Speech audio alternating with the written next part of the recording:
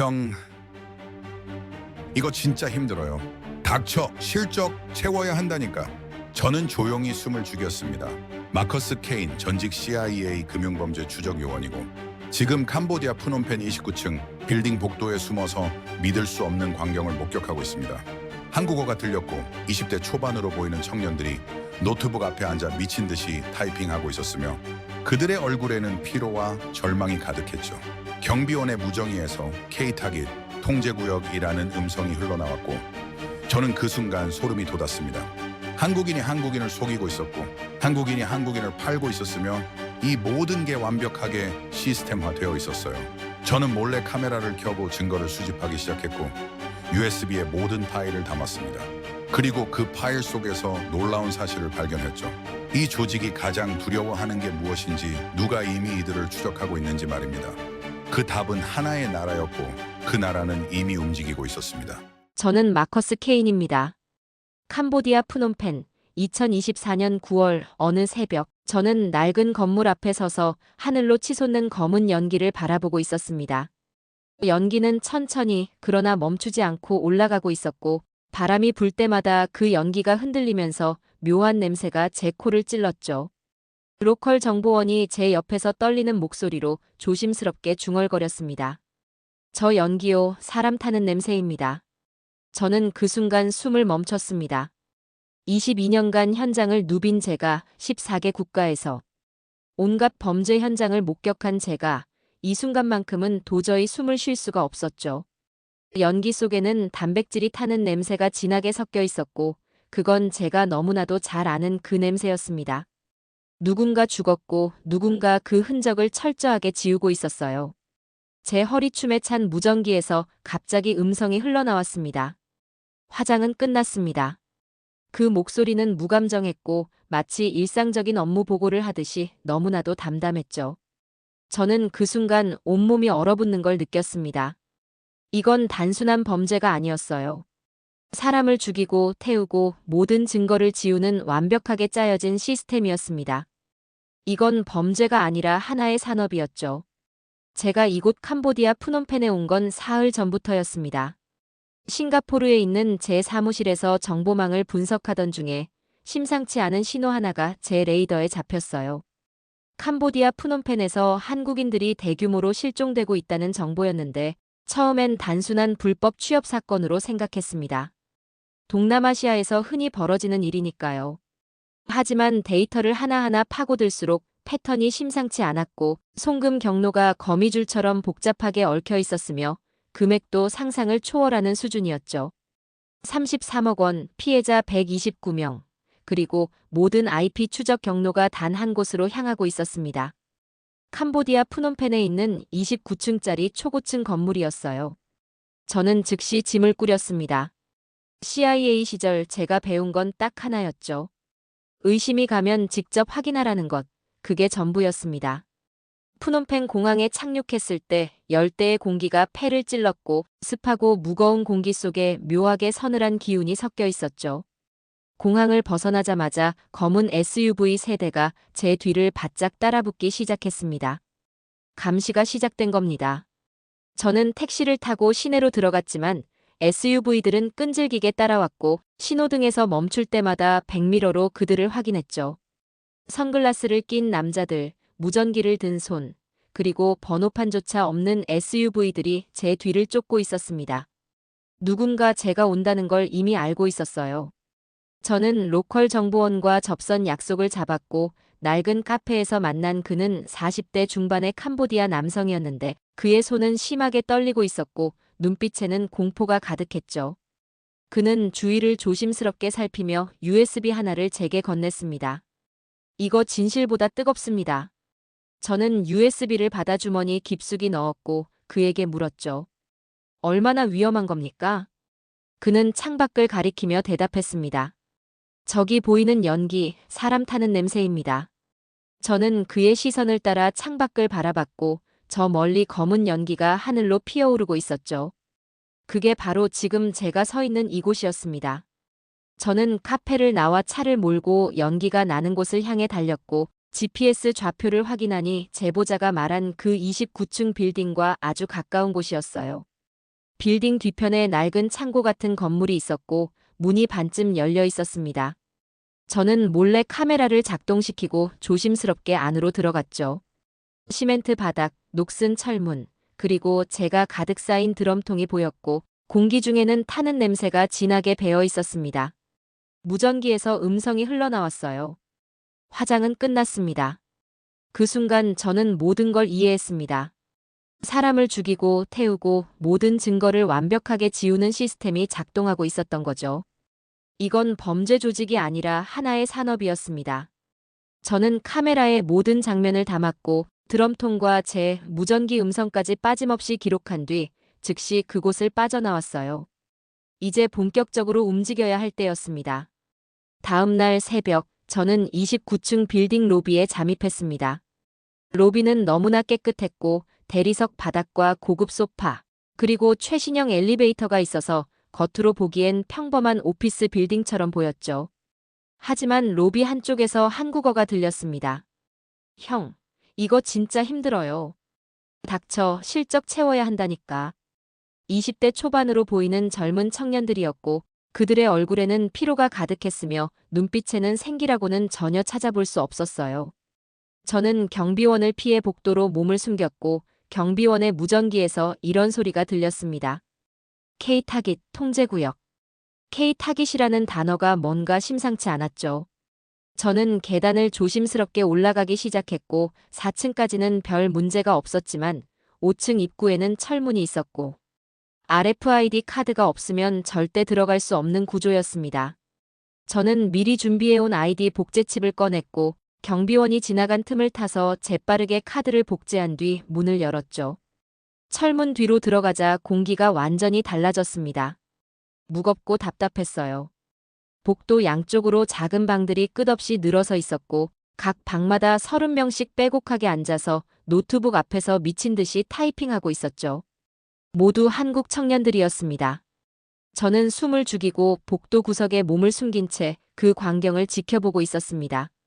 4층 전체가 거대한 작업장처럼 운영되고 있었고 각 방마다 30명씩 총 300명이 넘는 한국 청년들이 똑같은 자세로 앉아서 똑같은 동작을 반복하고 있었죠.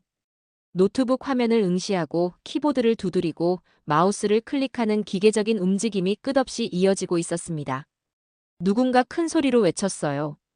속도 유지. 클릭당 30초 이상 걸리면 감봉이야. 조선족 억양이 섞인 한국어였고 목소리에는 위협과 명령이 동시에 담겨 있었습니다.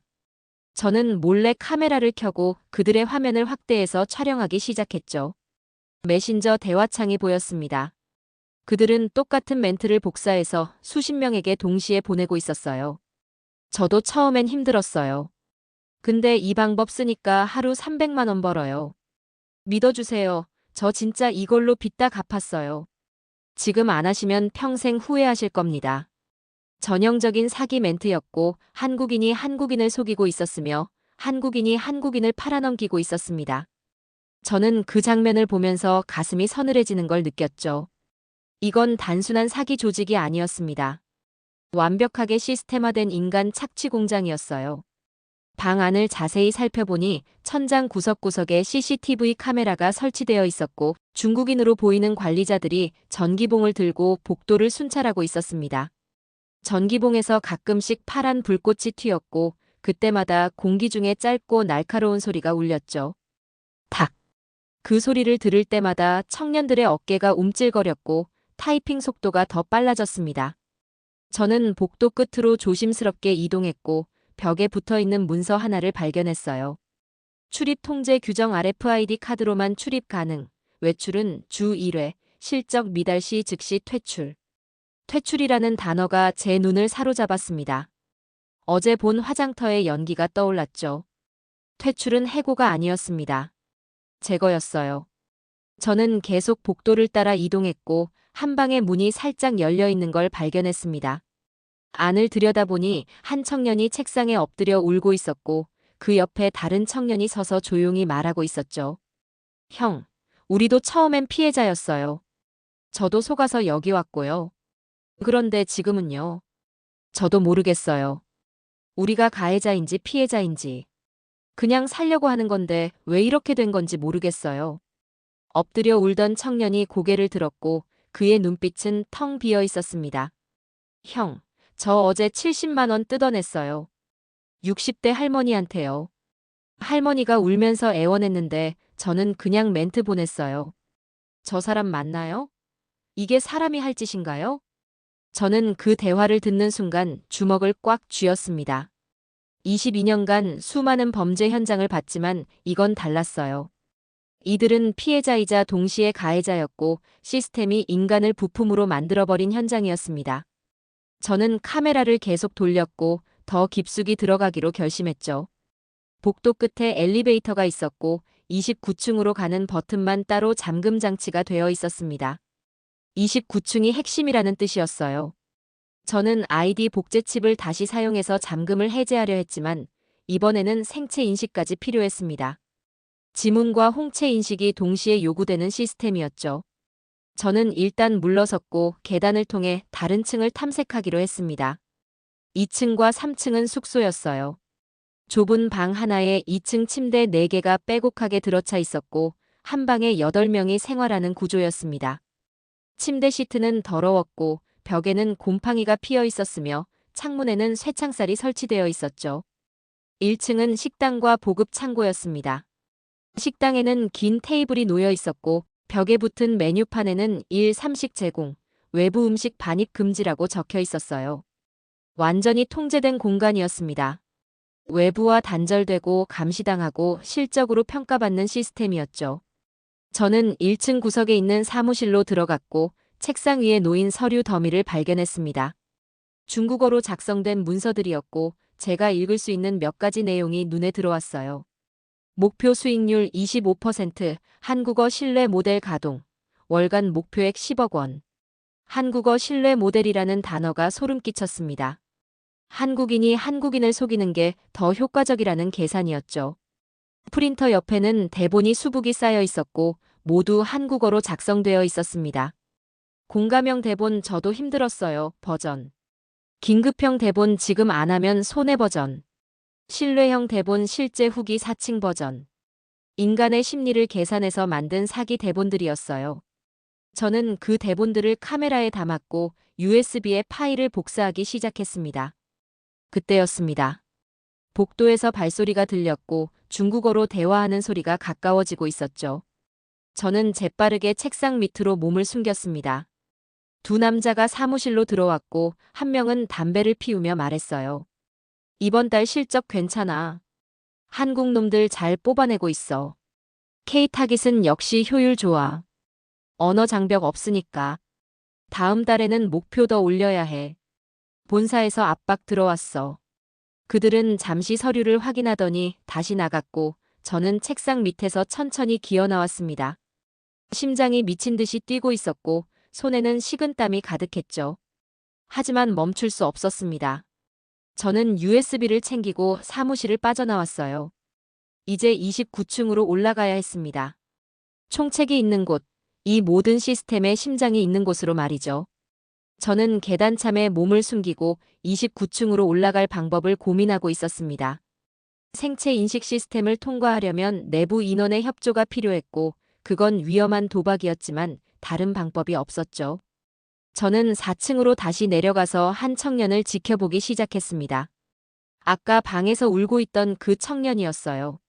화장실로 가는 그를 조용히 따라갔고 복도 구석에서 그를 불렀습니다. 잠깐만요. 청년은 깜짝 놀라 뒤를 돌아봤고 저를 보자마자 얼굴이 하얗게 질렸죠. 누구세요?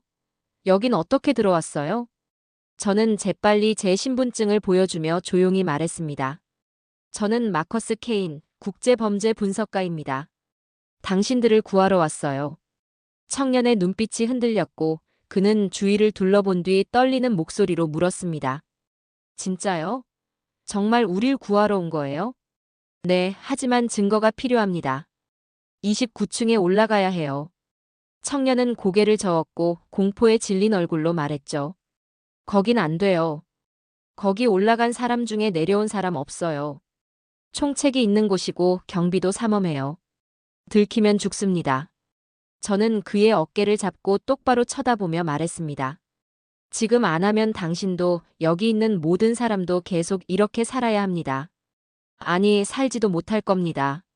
실적 못 채우면 어떻게 되는지 당신도 알잖아요. 청년의 눈에서 눈물이 흘러내렸고 그는 한참을 망설이다가 고개를 끄덕였습니다. 알았어요. 도와드릴게요. 대신 정말 우릴 구해주세요. 약속합니다. 청년은 저를 비상계단으로 안내했고 새벽 3시가 되면 경비 교대 시간이 7분 정도 생긴다고 알려줬어요. 그때 29층으로 올라가는 엘리베이터를 탈 수 있어요. 제 카드를 드릴 테니 그걸로 올라가세요. 하지만 조심하세요.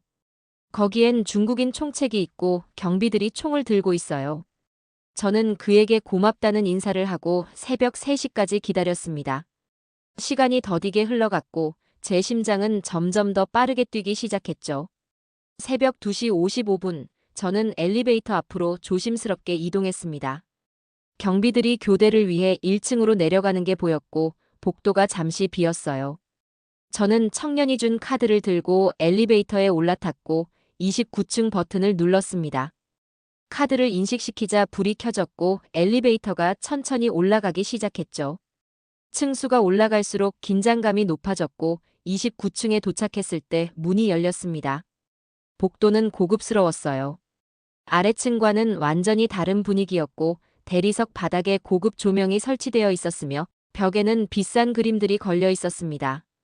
복도 끝에 큰 문이 하나 있었고 문 앞에 경비 2명이 서 있었죠. 저는 몸을 낮추고 반대편 복도로 돌아갔습니다. 다른 방법을 찾아야 했어요. 복도를 따라 이동하다 보니 작은 사무실이 하나 보였고 문이 잠겨 있지 않았습니다.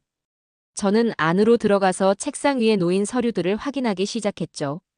중국어로 작성된 문서들이었지만 숫자와 도표는 이해할 수 있었습니다. 월별 수익 그래프가 있었고 최근 3개월간 수익이 급증하고 있었어요. 9월 목표 수익 15억 원, 10월 목표 수익 20억 원, 11월 목표 수익 30억 원. 점점 더 큰 금액을 목표로 하고 있었고 그만큼 더 많은 피해자가 필요하다는 뜻이었습니다. 서류를 넘기다가 피해자 명단이 나왔어요. 이름, 나이, 피해 금액이 빼곡하게 적혀 있었고 총 피해자는 129명, 총 피해액은 33억 원이었습니다. 저는 그 명단을 카메라에 담았고 USB에 파일을 복사하기 시작했죠. 그때 컴퓨터 화면에 문서 하나가 떠 있는 게 보였습니다. 영어로 작성된 문서였고 제목은 위험요소 관리였어요. 내용을 읽어 내려가는데 한 문장이 제 눈을 사로잡았습니다. Avoid Korean Media, especially KBS. 한국 언론을 피하라는 지시였고 특히 KBS를 조심하라는 내용이었습니다. 저는 그 순간 심장이 3번 뛰는 걸 느꼈어요. 한국이 이미 이들을 추적하고 있다는 뜻이었습니다. 한국의 언론이, 한국의 기자들이 이미 돌을 던지고 있었던 거죠. 저는 더 아래로 스크롤을 내렸고 추가 내용이 나왔습니다. 한국 경찰, 탐지 개시. 내부 정보 유출 가능성 있음. 긴급 대응 필요. 누군가 내부에서 정보를 흘리고 있었고 한국 정부가 이미 움직이고 있었어요. 저는 그 문서를 USB에 복사하고 추가 자료를 찾기 시작했습니다. 파일 폴더를 열어보니 송금 내역서가 있었고 계좌 번호와 송금 경로가 상세하게 기록되어 있었죠. 중국, 홍콩, 싱가포르, 태국을 거쳐서 최종적으로 스위스 은행 계좌로 돈이 모이는 구조였습니다. 완벽하게 설계된 자금 세탁 시스템이었어요. 저는 모든 파일을 USB에 복사했고 이제 이곳을 빠져나가야 했습니다. 그때였습니다. 복도에서 발소리가 들렸고 누군가 중국어로 큰 소리로 외쳤죠. 외부인 침입. 29층 봉쇄. 제 위치가 노출된 겁니다. 복도 불빛이 빨갛게 변했고 경보음이 울리기 시작했어요. 저는 USB를 주머니에 넣고 창문 쪽으로 달렸습니다. 창문을 열고 밖을 내다보니 아래층 옥상이 보였고 거리는 약 4m 정도였죠. 뒤에서 문이 벌컥 열리는 소리가 들렸고 경비들이 들어오고 있었습니다. 저는 더 이상 망설일 수 없었어요. 창문을 박차고 뛰어내렸고 몸이 공중에 떠 있는 짧은 순간 동안 모든 게 느리게 느껴졌습니다. 아래층 옥상에 착지했고 발목에 충격이 왔지만 다행히 크게 다치지는 않았죠. 저는 일어나서 비상계단을 향해 뛰었고 뒤에서 고함 소리가 들렸습니다. 잡아! 놓치지 마! 계단을 미친 듯이 내려갔고 1층에 도착해서 뒷문으로 빠져나왔습니다. 밖은 아직 어두웠고 골목으로 뛰어들어가서 숨을 몰아쉬었죠. 심장이 터질 것 같았지만 손에 쥔 USB만큼은 놓지 않았습니다. 이 안에 모든 증거가 들어있었고 이걸로 이들을 반드시 무너뜨릴 수 있었어요. 저는 골목을 빠져나와 안가로 향했고 그곳에서 노트북을 켜서 USB 내용을 확인했습니다. 모든 파일이 제대로 복사되어 있었고 피해자 명단, 송금 내역, 그리고 KBS를 언급한 문서까지 전부 있었죠. 저는 그 순간 깨달았습니다. 이건 더 이상 제 혼자만의 싸움이 아니라는 걸 말이에요. 한국이 깨어나 있었고 한국의 기자들이 이미 진실을 향해 돌을 던지고 있었습니다. 저는 그 돌의 궤적을 기록하고 있었던 거죠. 저는 안가에서 노트북 화면을 응시하며 다음 행동을 계획하고 있었습니다. USB 안에 담긴 증거들은 충분했지만 이걸 어떻게 세상에 알릴 것인가가 문제였죠. 현지 경찰은 믿을 수 없었어요. 아까 문서에서 봤듯이 캄보디아 군경 일부가 이미 중국 측에 매수되어 있었고 자칫 잘못하면 증거와 함께 제 목숨도 위험해질 수 있었습니다. 그때 USB 속 문서에서 봤던 KBS라는 단어가 머릿속을 스쳤어요. 한국 언론이 이미 이들을 추적하고 있다면 그들과 접선하는 게 가장 확실한 방법이었습니다. 저는 즉시 싱가포르에 있는 제 정보원에게 연락을 취했고 캄보디아에 있는 한국 언론사 연락처를 알아낼 수 있었죠. KBS 프놈펜 지국이 있었고 취재팀이 현지에서 활동 중이라는 정보를 입수했습니다. 저는 조심스럽게 연락을 시도했어요. 익명의 이메일 계정을 만들고 간단한 메시지와 함께 증거 파일 일부를 첨부해서 보냈습니다. 저는 국제범죄 분석가 마커스 케인입니다. 푸놈펜 29층 빌딩에서 한국인 대상 사기 및 인신매매 증거를 확보했습니다. 만나고 싶습니다. 메시지를 보내고 30분 정도 지났을 때 답장이 왔어요. 내일 오전 10시 푸놈펜 중앙시장 근처 커피숍에서 만나겠습니다. 안전에 유의하십시오. 저는 안도의 한숨을 쉬었지만 동시에 긴장감도 높아졌습니다. 내일 아침까지 살아남아야 했고 이 증거를 반드시 전달해야 했죠. 밤새 잠을 이루지 못했고 창밖을 경계하며 시간을 보냈습니다. 다음 날 아침 저는 약속 장소로 향했어요. 중앙시장은 사람들로 붐볐고 그 속에 섞여 들어가면 추적당할 위험이 줄어들 거라고 판단했습니다. 커피숍에 도착했을 때 한국인으로 보이는 30대 중반의 남자가 구석 자리에 앉아 있었고 저와 눈이 마주치자 고개를 끄덕였죠. 저는 그에게 다가가 앉았고 그는 조용히 말했습니다. KBS 취재기자 김민수입니다. 정말 증거를 가지고 계신 겁니까? 저는 USB를 꺼내 테이블 위에 올려놓았어요. 여기 모든 게 들어있습니다. 피해자 명단 129명, 피해액 33억 원, 송금 경로, 조직 구조, 그리고 내부 지시 문서까지요. 김민수 기자의 눈빛이 변했고 그는 USB를 조심스럽게 받아들었습니다. 이걸 어떻게 구하신 겁니까? 직접 들어가서 가져왔습니다. 목숨 걸고요. 저는 지난 사흘간의 일을 간략하게 설명했고 화장터의 연기, 29층 빌딩의 실체, 그리고 시스템화된 사기 조직에 대해 이야기했죠. 김민수 기자는 심각한 표정으로 듣고 있었고 제 이야기가 끝나자 이렇게 말했습니다. 저희도 석 달 전부터 이 사건을 추적하고 있었습니다. 피해자 가족들의 제보로 시작됐고 여기까지 왔습니다. 하지만 내부 증거를 확보하지 못해서 보도를 못하고 있었어요. 이 자료면 가능합니다. 저는 고개를 끄덕였고 그에게 부탁했습니다. 이 사건을 반드시 세상에 알려주십시오. 지금 이 순간에도 그 빌딩 안에서 수백 명이 고통받고 있습니다. 김민수 기자는 단호하게 대답했어요. 반드시 보도하겠습니다. 그리고 한국 정부의 긴급 조치를 요청하겠습니다. 우리는 잠시 더 이야기를 나눴고 김민수 기자는 추가 취재를 위해 몇 가지 질문을 더 했습니다. 그때였어요. 커피숍 밖에 검은 SUV 2대가 멈춰 섰고 선글라스를 낀 남자들이 내리기 시작했습니다. 저는 즉시 김민수 기자에게 말했죠. 지금 당장 나가야 합니다. 뒷문으로요. 우리는 자리에서 일어나 뒷문을 향해 걸었고 남자들이 커피숍 안으로 들어오는 게 보였습니다. 뒷문을 빠져나가 골목으로 뛰어들었고 뒤에서 고함 소리가 들렸어요.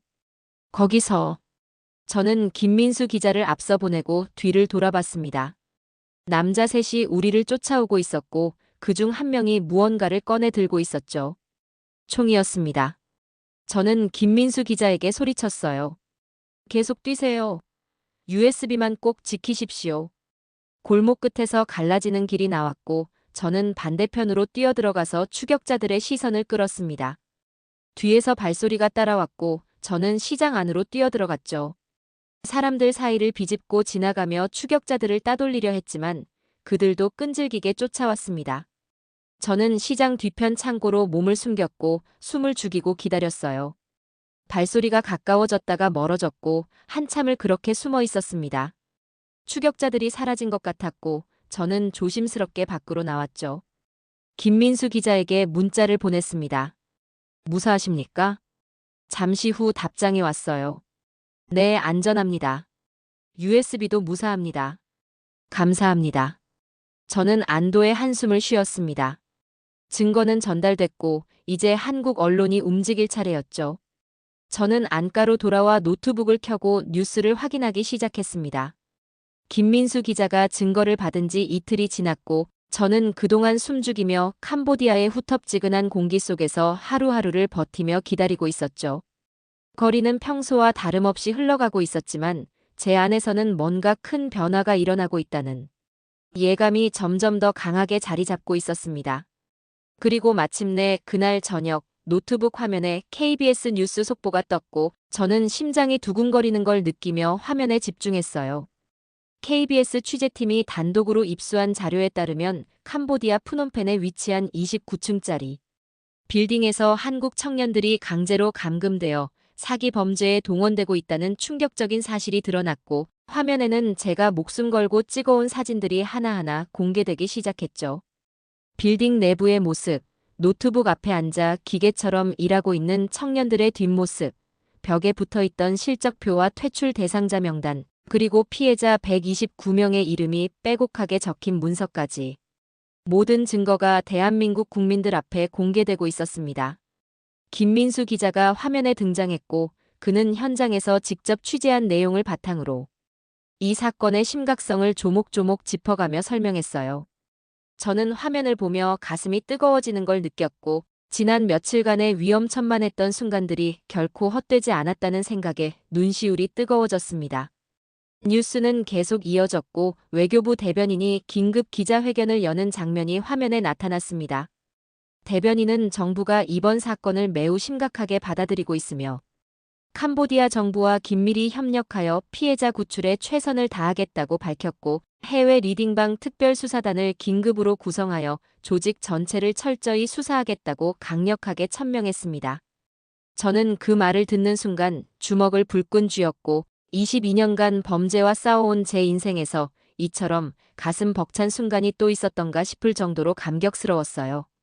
한국이 깨어났고 한국이 자국민을 위해 움직이고 있었으며 한국의 언론이 진실을 향해 용감하게 돌을 던지고 있었습니다. 다음 날 아침, 저는 현지에서 활동하는 인권운동가로부터 연락을 받았습니다. 린이라는 이름의 40대 초반 캄보디아 여성이었고 그녀는 현지 NGO에서 인신매매 피해자들을 돕는 활동을 해왔으며 과거 자신의 동생도 이런 조직에 끌려갔다가 끝내 돌아오지 못했다고 했죠.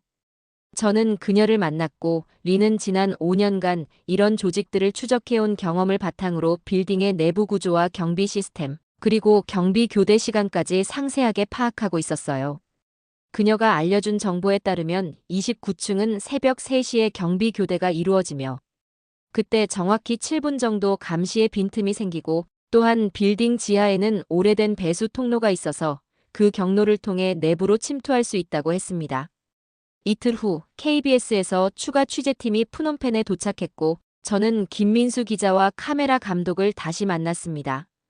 김민수 기자는 한국 정부가 캄보디아 정부에 공식적으로 합동 수사를 요청했으며 조만간 본격적인 구출 작전이 시작될 것이라고 알려줬지만 그 전에 내부 영상과 생존자 증언을 확보해야 한다고 강조했어요. 그날 밤 자정이 넘은 시각, 우리는 지하 배수 통로 입구로 모였고 린이 앞장서서 좁고 어두운 통로 속으로 들어갔습니다. 30분 정도 어둠 속을 기어가자 통로 끝에 녹슨 철문이 나타났고 린이 조심스럽게 문을 열자 빌딩 지하 창고로 연결되는 통로가 보였습니다. 우리는 숨을 죽이며 창고를 빠져나와 계단을 통해 2층 숙소로 올라갔고 저는 한 방의 문을 아주 조심스럽게 열었습니다. 안에는 8명의 청년들이 2층 침대에서 지친 몸을 뉘어 자고 있었으며 저는 그중 한 명을 살며시 깨워 우리가 그를 구하러 왔다고 속삭였죠. 청년은 믿을 수 없다는 표정으로 한참을 저를 응시하다가 제 눈빛에서 진심을 읽었는지 갑자기 참았던 감정이 터져나오듯 눈물을 주르르 흘리기 시작했습니다. 김민수 기자가 카메라를 켜고 청년에게 증언을 부탁했고 청년은 떨리는 목소리로 자신이 속아서 이곳에 왔으며 매일 강요와 폭력 속에서 살아왔다고 말했습니다. 우리는 몇 명을 더 깨워 인터뷰를 진행했고 인터뷰를 마치고 빠져나오려던 순간 복도에 갑자기 불이 켜지며 경비가 순찰을 돌고 있다는 걸 알아챈 우리는 재빨리 방 안으로 몸을 숨겼습니다. 10분 정도가 영원처럼 느껴진 후에야 복도가 다시 조용해졌고 우리는 조심스럽게 밖으로 나와왔던 길을 되짚어 지하 통로로 돌아갔습니다. 통로를 빠져나와 밖으로 나왔을 때 린이 조용히 말했어요. 오늘 우리가 한 일이 반드시 저 안에 갇힌 사람들을 구할 거라고 작은 불빛 하나가 거대한 어둠을 흔들 수 있다고 말입니다. 우리가 생존자 증언 영상을 확보한 지 사흘이 지났고 그동안 상황은 급박하게 돌아가기 시작했습니다. KBS가 생존자 인터뷰 영상을 추가로 보도하면서 한국 사회 전체가 들끓었고 청와대 앞에서는 피해자 가족들이 모여 정부의 신속한 대응을 촉구하는 집회가 열렸으며 국회에서는 야당과 여당 할 것 없이 이 사건을 규탄하는 결의안을 만장일치로 통과시켰죠. 한국 정부는 더 이상 머뭇거릴 수 없었고 외교부 장관이 직접 캄보디아로 날아와 캄보디아 내무부 장관과 긴급 회담을 가졌으며 양국은 합동 구출 작전을 시행하기로 전격 합의했습니다.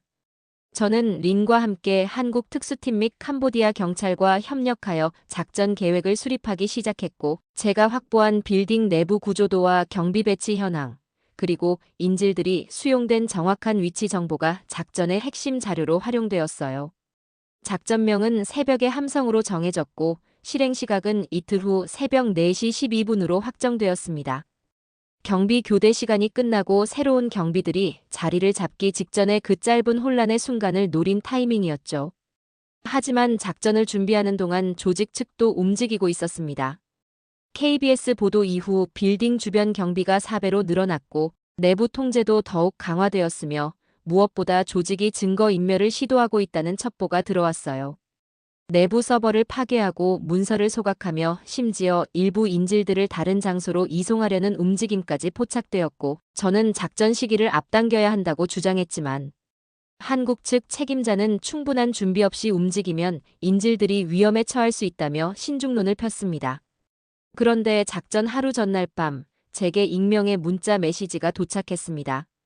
내일 새벽 2시 조직이 핵심 인질 15명을 국경 너머로 이송할 계획이라는 내용이었고 메시지를 보낸 사람은 빌딩 내부에 있는 누군가였으며 아마도 제가 인터뷰했던 청년 중 한 명이었을 거예요.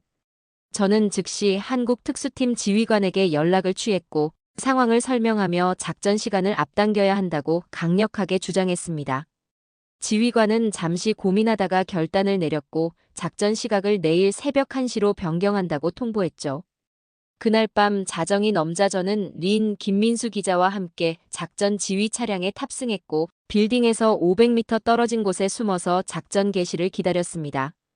새벽 1시가 되자 한국 특수팀과 캄보디아 경찰 특공대가 동시에 움직이기 시작했고 그들은 소리 없이 빌딩을 포위했으며 각 출입구마다 저격수들이 배치되었어요. 1시 10분 1층 로비에 섬광탄이 터지며 작전이 시작되었고 특수팀원들이 빠르게 내부로 진입하면서 경비들과 총격전이 벌어졌습니다. 무전기에서는 긴박한 상황 보고가 끊임없이 들려왔고 1층 확보 완료, 2층 진입 중, 3층에서 저항 세력과 교전 중이라는 소식이 실시간으로 전해졌죠. 저는 차 안에서 주먹을 쥔 채 무전기 소리에 귀를 기울이고 있었고 린은 제 옆에서 두 손을 모으고 기도하듯 눈을 감고 있었습니다. 1시 35분 4층에서 인질 구출 시작이라는 보고가 들어왔고 특수팀원들이 방마다 문을 열며 안에 갇혀있던 청년들을 하나씩 끌어내고 있었어요. 청년들은 처음에는 또 다른 폭력이 시작되는 줄 알고 겁에 질려 있었지만 특수팀원들이 한국에서 왔으며 구출하러 왔다고 말하자 그제야 안도의 눈물을 흘리기 시작했습니다. 하지만 29층은 여전히 장악되지 않았고 총책과 핵심 조직원들이 그곳에서 버티고 있었으며 인질 몇 명을 방패 삼아 농성에 들어갔다는 보고가 들어왔어요. 1시 50분 협상 전문가가 투입되었지만 조직 측은 협상을 거부했고 오히려 인질 한 명의 목에 칼을 들이대며 모든 병력을 철수하지 않으면 인질을 죽이겠다고 위협했습니다. 저는 더 이상 기다릴 수 없었고 지휘관에게 제가 직접 들어가겠다고 말했지만 지휘관은 민간인의 투입은 불가하다며 단호하게 거절했죠. 그때 린이 갑자기 차에서 내리며 말했습니다. 자신이 들어가겠다고. 자신은 캄보디아 사람이니 조직원들도 경계를 덜할 것이고 협상의 여지가 있을 거라고 말이에요. 저는 린을 붙잡으려 했지만 그녀는 이미 결심한 듯 단호한 표정으로 저를 뿌리치고 빌딩을 향해 걸어가기 시작했습니다. 특수팀 지휘관은 잠시 망설이다가 린의 투입을 허가했고 린은 방탄복을 입고 무전기를 착용한 채 천천히 빌딩 안으로 들어갔어요. 25분 린이 29층에 도착했고 조직원들과 대화를 시도하기 시작했습니다. 무전기를 통해 들려오는 린의 목소리는 침착했지만 떨리고 있었고 그녀는 조직원들에게 더 이상 저항해봤자 소용없으니 인질들을 풀어주고 투항하라고 설득하고 있었죠. 하지만 조직의 총책은 린의 말을 비웃으며 오히려 그녀마저 인질로 삼으려 했고 그 순간 특수팀이 일제히 돌입하면서 최후의 진압 작전이 시작되었습니다. 총성이 울렸고 비명이 터졌으며 그리고 짧은 정적 후에 작전 완료라는 보고가 들려왔어요. 저는 차에서 뛰어내려 빌딩으로 달려갔고 29층에 도착했을 때 린이 바닥에 쓰러져 있는 게 보였습니다. 저는 바닥에 쓰러진 린에게 달려가 그녀를 부축했고 다행히 총상은 아니었지만 진압 과정에서 넘어지며 어깨를 다친 것 같았습니다. 린은 고통스러운 표정으로 제 손을 꽉 잡으며 괜찮다고 인질들은 무사한지 먼저 확인해달라고 말했고 저는 그녀를 의료진에게 맡긴 뒤 주변을 둘러봤어요. 29층 바닥에는 수갑이 채워진 조직원들이 줄지어 앉아 있었고 그 중심에는 중국인 총책 리우 자오펑이 고개를 떨군 채 무릎을 꿇고 있었습니다.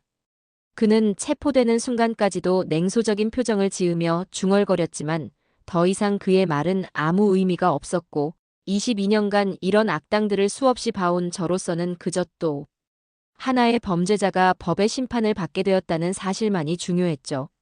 특수팀원들이 인질로 잡혀있던 청년 5명을 안전하게 구출해냈고 그들은 겁에 질린 표정으로 서로를 부둥켜 안고 울고 있었으며 한 청년은 무릎을 꿇고 특수팀원에게 고맙다고 연신절을 하고 있었습니다. 새벽 2시 30분 작전은 완전히 종료되었고 빌딩 전체가 한국과 캄보디아 합동팀의 통제하에 들어갔습니다. 1층부터 29층까지 모든 층에서 총 283명의 한국 청년들이 구출되었고 조직원 47명이 체포되었으며 컴퓨터와 서류 등 핵심 증거물들이 대량으로 압수되었어요. 저는 빌딩 밖으로 나와 구출된 청년들을 바라봤고 그들은 하나둘씩 버스에 올라타며 믿을 수 없다는 표정으로 서로의 얼굴을 쳐다보고 있었습니다. 누군가는 울고 있었고 누군가는 멍하니 하늘을 올려다보고 있었으며 누군가는 핸드폰을 꺼내 부모님께 전화를 걸어 살았다고 이제 집에 간다고 떨리는 목소리로 말하고 있었죠. 김민수 기자가 카메라를 들고 현장을 촬영하고 있었고 그는 저에게 다가와 이 모든 게 케인 씨 덕분이라고. 케인 씨가 없었다면 이 청년들은 영원히 이곳에 갇혀 있었을 거라고 말했습니다. 저는 고개를 저으며 이건 한국이 해낸 일이라고 한국의 언론과 정부 그리고 국민들이 함께 만들어낸 결과라고 대답했어요. 해가 뜨기 시작했고 푸놈펜의 하늘은 붉게 물들어가고 있었으며 빌딩 앞 광장에는 구조된 청년들과 작전에 참여한 한국 특수팀원들 그리고 캄보디아 경찰들이 뒤섞여 서 있었습니다. 한국 특수팀 지휘관이 확성기를 들고 청년들에게 말했습니다. 여러분은 이제 안전하다고. 대한민국 정부가 여러분을 포기하지 않았고 끝까지 찾아냈으며 이제 곧 여러분 모두를 고국으로 데려갈 것이라고 말이죠. 그 말이 끝나자 광장에 있던 청년들이 일제히 박수를 치기 시작했고 박수 소리는 점점 커져서 함성이 되었으며 누군가 태극기를 꺼내 흔들기 시작하자 다른 청년들도 하나둘씩 태극기를 들어 올렸습니다. 저는 그 광경을 보며 가슴이 뜨거워지는 걸 느꼈고 22년간 범죄와 싸우며 수많은 현장을 목격했지만 이런 감동은 처음이었어요. 한국은 자국민을 포기하지 않았고 국경을 넘어서까지 와서 구해냈으며 그 과정에서 언론과 정부와 국민이 하나가 되어 움직였습니다. KBS는 구출작전 전 과정을 생중계로 보도했고 한국 시간으로 아침 뉴스 시간대였던 그 순간 대한민국 전체가 이 뉴스를 지켜보고 있었으며 시청률은 40%를 넘어섰다고 했어요. 구출 소식이 전해지자 청와대 앞에 모여있던 피해자 가족들은 서로 부둥켜 안고 기쁨의 눈물을 흘렸고 국회의원들은 정부의 신속한 대응을 치하하는 성명을 발표했으며 전국 각지에서 축하 메시지가 쏟아졌습니다. 국제사회도 이 사건에 주목하기 시작했고 CNN과 BBC가 긴급 속보로 캄보디아 인신매매 조직 적발 소식을 전했으며 특히 한국 정부의 신속하고 단호한 대응을 높이 평가하는 논평을 내놓았죠. UN 인권위원회는 성명을 통해 이번 구출 작전이 국제인권 보호의 새로운 전환점이 될 것이라고 밝혔고 각국 정부에도 자국민 보호를 위한 적극적인 행동을 촉구했습니다. 저는 광장 한쪽에 서서 구출된 청년들이 버스에 오르는 모습을 지켜보고 있었고 그때 한 청년이 제게 다가와 깊게 고개를 숙이며 감사하다고 말했습니다. 그는 제가 처음 인터뷰했던 청년이었고 익명의 문자로 조직의 이송 계획을 알려준 사람도 바로 그였어요. 청년은 떨리는 목소리로 말했습니다. 저는 매일 죽고 싶었지만 살아남아야 한다고 스스로를 다독였고 언젠가 누군가 구하러 올 거라고 믿었으며 케인 씨가 나타났을 때 마지막 희망을 걸고 용기를 냈다고 말이죠. 저는 그의 어깨를 다독이며 이제 괜찮다고 집에 가서 가족들을 만나고 새로운 시작을 하라고 말했고 청년은 눈물을 닦으며 버스에 올랐습니다. 린이 붕대를 감은 채 제게 다가왔고 그녀는 피곤한 얼굴이었지만 눈빛만은 밝게 빛나고 있었어요. 린은 조용히 말했습니다. 오늘 동생의 복수를 한 것 같다고. 동생이 돌아오지는 못했지만 이렇게라도 정의를 세울 수 있어서 다행이라고. 그리고 케인 씨를 만나서 정말 다행이었다고 말이죠. 저는 린의 손을 잡았고 그녀의 용기가 없었다면 오늘의 성공도 없었을 거라고 말했습니다. 해가 완전히 떠올랐고 새벽의 어둠은 완전히 걷혔으며 푸놈펜의 아침은 밝게 빛나고 있었습니다. 구출 작전이 성공한 지 석 달이 흘렀고 그동안 세상은 크게 변하기 시작했습니다. 한국 정부는 외교부 산하의 재외국민보호센터를 신설했고 해외에서 발생하는 사기와 인신매매 사건에 신속하게 대응하기 위한 전담팀을 구성했으며 캄보디아 푸놈펜 현지에는 K-레스큐 태스크포스라는 이름의 상설 구조팀을 설치했어요. 이 모든 변화는 이번 사건을 계기로 이루어진 것이었고 한국은 자국민 보호에 있어서 국제적인 모범 사례를 만들어냈다는 평가를 받았습니다. 국제사회도 움직였고 유엔과 인터폴이 공동으로 국제조사위원회를 출범시켜 동남아시아 전역에 퍼져있는 유사 조직들을 추적하기 시작했으며 제가 작성한 보고서는 케인 보고서라는 이름으로 핵심 참고 문건으로 채택되었죠. 보고서의 결론은 명확했습니다. 한국 언론의 보도와 한국 정부의 신속한 대응이 국제인권 보호의 새로운 전환점을 만들었으며 각국 정부는 이를 교훈 삼아 자국민 보호 체계를 강화해야 한다는 내용이었어요. 전 세계 언론들이 이 사건을 집중 조명했고 CNN은 특집 다큐멘터리를 제작해 한국의 구출작전 전 과정을 상세히 다뤘으며 BBC는 한국을 구호의 새로운 표준을 세운 나라라고 평가했습니다. 캄보디아 현지에서는 대대적인 수사가 진행되었고 총책 리우 자오펑을 포함한 핵심 조직원 47명 모두에게 중형이 선고되었으며 특히 리우 자오펑은 무기징역을 선고받고 항소도 기각되어 평생을 감옥에서 보내게 되었죠. 압수된 자금 중 상당 부분이 피해자들에게 배상되었고 한국 정부도 피해자 지원 기금을 마련해 심리치료와 재활 프로그램을 제공했으며 구출된 청년들은 하나둘씩 일상으로 돌아가기 시작했습니다. 저는 사건 석 달 후 서울 광화문에 있는 KBS 취재본부에서 열린 기자회견에 참석하기 위해 한국을 방문했습니다. 한국 땅을 밟는 건 처음이었고 인천공항에 도착했을 때 김민수 기자가 저를 마중 나와 있었으면 그는 반갑게 악수를 청하며 한국에 온 걸 환영한다고 말했어요. 서울거리는 활기찼고 사람들은 바쁘게 움직이고 있었으며 고층 빌딩들이 하늘을 찌를 듯 솟아 있었지만 그 사이사이로 오래된 건물들과 전통시장이 조화를 이루고 있었습니다. 저는 차창 밖을 바라보며 이 나라가 어떻게 자국민을 위해 그토록 신속하게 움직일 수 있었는지 조금은 이해할 수 있을 것 같았어요. 기자회견장에는 수십 명의 기자들과 방송 카메라들이 빼곡히 들어차 있었고 저는 단상에 올라 마이크 앞에 섰습니다. 플래시가 터졌고 카메라 셔터 소리가 요란했으며 저는 깊게 숨을 들이쉰 뒤 준비한 말을 시작했죠. 저는 22년간 국제 범죄를 추적해왔고 14개 국가에서 수많은 사건을 목격했지만 이번처럼 한국가가 자국민을 위해 이토록 단호하게 움직인 경우는 처음 봤다고 말했습니다.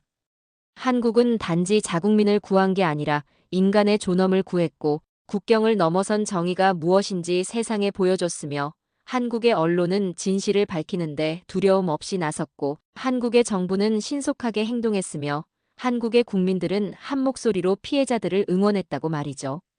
저는 계속해서 말했습니다. 제가 캄보디아 프놈펜의 그 빌딩에 처음 들어갔을 때 본 것은 절망이었지만 KBS라는 세 글자를 발견한 순간 희망을 보았고 한국이 이미 싸우고 있다는 걸 알았으며 그 순간부터 저는 혼자가 아니었다고 말했어요. 기자회견이 끝난 후 한 기자가 질문을 했습니다. 케인 씨는 앞으로 어떤 계획을 가지고 계시냐고 이 사건 이후에도 계속 이런 일을 하실 거냐고 물었고 저는 잠시 생각한 뒤 대답했습니다. 저는 다시 현장으로 돌아갈 것이고 어디선가 누군가의 절규가 들린다면 그곳으로 갈 것이며 이번 사건을 통해 배운 건 정의는 국경을 모르고 진실은 언어를 가리지 않는다는 것이라고 말이죠. 기자회견을 마치고 저는 김민수 기자와 함께 조용한 카페로 자리를 옮겼고 그는 제게 린의 소식을 전해줬습니다. 린은 캄보디아로 돌아가 현지 NGO 활동을 계속하고 있으며 이번 사건을 계기로 더 많은 사람들이 그녀의 활동에 동참하고 있고 한국 정부와 민간 단체들도 린의 단체의 지원을 아끼지 않고 있다고 했어요. 저는 고개를 끄덕이며 린이라면 충분히 해낼 거라고 그녀는 제가 만난 사람 중 가장 용감한 사람이었다고 말했습니다. 그날 저녁 저는 호텔방에서 노트북을 켜고 린에게 녹음 파일 하나를 전송했습니다. 린이 작전 전날 밤 제게 남긴 녹음이었고 그녀는 그 녹음에서 이렇게 말했었죠. 진실은 총보다 강하고 정의는 돈보다 오래가며 한국이 그걸 증명했다고 자신의 동생은 돌아오지 못했지만 오늘 구출된 283명의 청년들이 살아서 집으로 돌아간다면 그것만으로도 충분하다고 말이에요. 저는 그 녹음을 들으며 눈을 감았고 린의 목소리가 공기 속에서 울리는 것 같았습니다. 다음 날 아침 저는 인천공항으로 향했고 싱가포르로 돌아가는 비행기에 올랐으며 창밖으로 서울의 풍경이 점점 작아지는 걸 바라봤습니다. 저는 다시 현장으로 돌아갈 것이고 새로운 사건을 추적할 것이며 어디선가 도움이 필요한 사람이 있다면 주저없이 달려갈 것입니다. 한국은 제게 가르쳐줬어요. 정의는 싸움이 아니라 기록이고 진실은 불타지 않으며 한 사람의 용기가 세상을 바꿀 수 있다는 걸 말이죠. 저는 마커스 케인이고 이제 다시 떠납니다. 어디서든 누군가의 절규가 들린다면 그곳에 제가 있을 것입니다.